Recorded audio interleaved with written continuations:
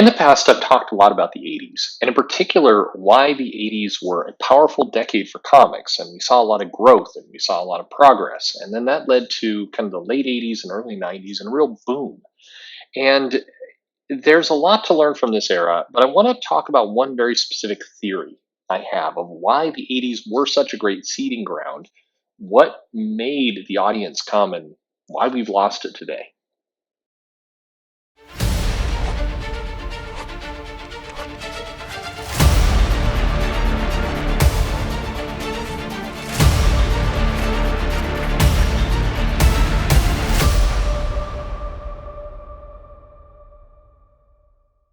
Hey everybody, this is Perch. I want to talk about the 80s for the moment and why the audience really kind of crystallized there and why we had such a big growth in comics. And there's a lot of theories that go on around this, and I've talked certainly before about distribution and the newsstand and direct market and all of those different pieces. And I feel like in the arguments there's a kind of a weighting in terms of the newsstand and the direct market, and to some extent Jim Shooter and kind of different things he did during that time period.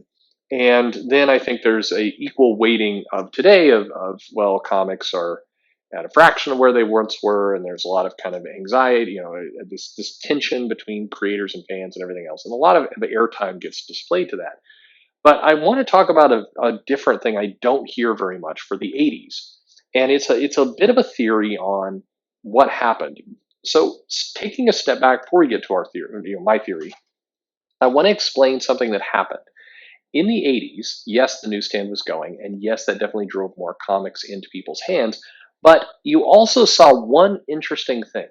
You saw both a younger audience and an older audience, both coming into comics.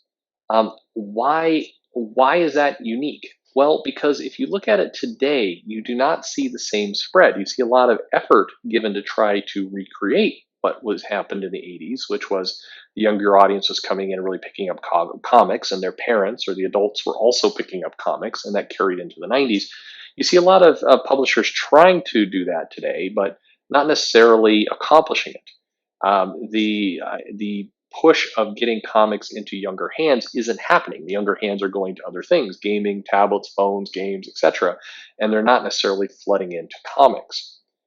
But the question might be, why? What happened in the 80s to create that?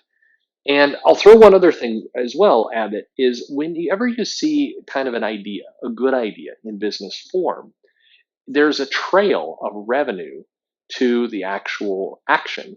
So in this case, in the 80s, we saw a lot of new readers come into comics, but we saw the old readers stick around too. We saw people who collected comics in the 70s kind of get more secure and confident about the comics that were being produced. And we saw a lot of entry level comics happening for kids that were quickly able to then migrate into the core. So, for example, a lot of kids came into comics through G.I. Joe and Transformers in the 80s with Marvel, and then found themselves slowly reading the Avengers or X-Men through Marvel as kind of that gateway and entry into comics proper. Meanwhile, you had a lot of fans from the 70s really kind of enjoy legendary runs by Claremont and Byrne with Fantastic Four and with X-Men. You saw George Perez over with Titans in DC, and you saw a lot of kind of different efforts go on that basically kept existing fans happy, and you saw a really nice entry point of younger comics to older readers. And all this kind of collected and grew and grew and grew in the 80s. And certainly you had proliferation, you had the newsstand and everything else. And then you saw kind of the 90s, all of that good work, all of that seeding of the market blow up. And when I mean blow up, I mean in a good way. I mean, we saw a lot of comics getting bought. We saw a lot of younger readers become kind of transforming into collectors. And so the efforts in the 80s generated the big money in the early 90s. And that's how business typically works. The bets you place today do not pay off a month later or 6 months later. They tend to pay off 5 to 10 years later as the business matures, as things spread. And so what you saw there was that you saw two audiences, two different demographics in terms of age, come into comics and complement each other. You saw parents and fathers bringing in sons and daughters. You saw collectors basically having this model of passing down comics. And I can tell you, running a comic shop in the 90s, there were a lot of parents and kids. You saw, the dad buying the comics they liked. You saw different offerings around Vertigo and other things where the adults were picking up Watchmen, and kids were kind of making their way into Fantastic Four or She-Hulk or other things from that G.I. Joe Transformers route. That worked. That was a good system. Today, if you look at comics, you don't have that same system. For one thing, the kind of the ease of a parent giving a comic to a kid is gone, both in terms of the comic availability. You got to go to a comic shop to get it. The price point is a lot higher for a parent to make a casual comic purchase. If you're gonna do that, it doesn't make sense to pay somebody who to pay $4.95 for a comic to a kid that may not even appreciate it yet. And because that entry point is high, that collector chain is broken. Kids aren't getting into comics. The kids don't necessarily see the same value in a comic collection, and so they don't buy. And so you've got all those different pieces broken. And I think you saw it break in the 90s when comic companies often couldn't help themselves. And so when you had Death of Superman, you had this kind of huge sale of Superman and the bagged issue and everything else. And you saw all these collectors come in, but then 6 months later, Superman's back to life, maybe a little bit longer than that. But when he came back to life, it sent the message of maybe these things don't necessarily matter in the same way.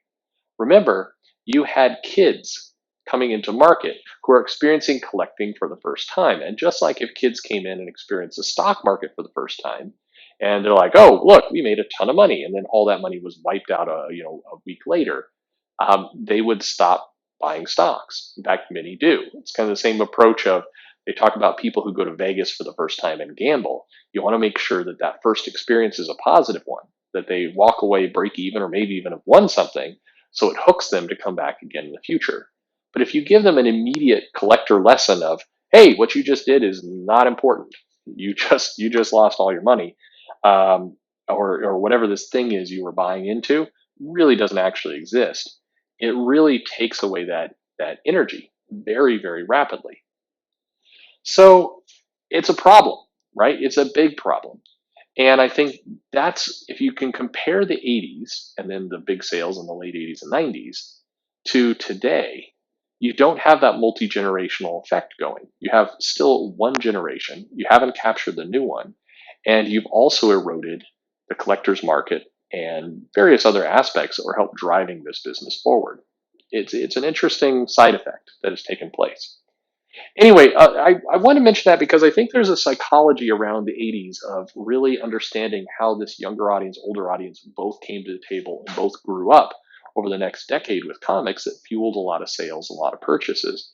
It's also why I think you see such angst within the fan community today, because the people who are really, frustrated or upset are people who were kids who came into this market. I mean, do you know of any comic reviewers who are really into like Transformers and G.I. Joe, the old Larry Hama comics?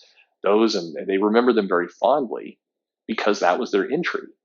And then they grew up with comics in this mode, and now they're looking at these efforts as unrecognizable to them. So of course they're upset. And the problem is, that would all be okay if you had another audience lined up, but you don't. So you're kind of stuck with this audience that's angry. That's a tough place for comics to be in. But I want to throw that out there because I think people misunderstand a lot of what was going on in the 80s and early 90s in terms of the psychology of how comics were growing up.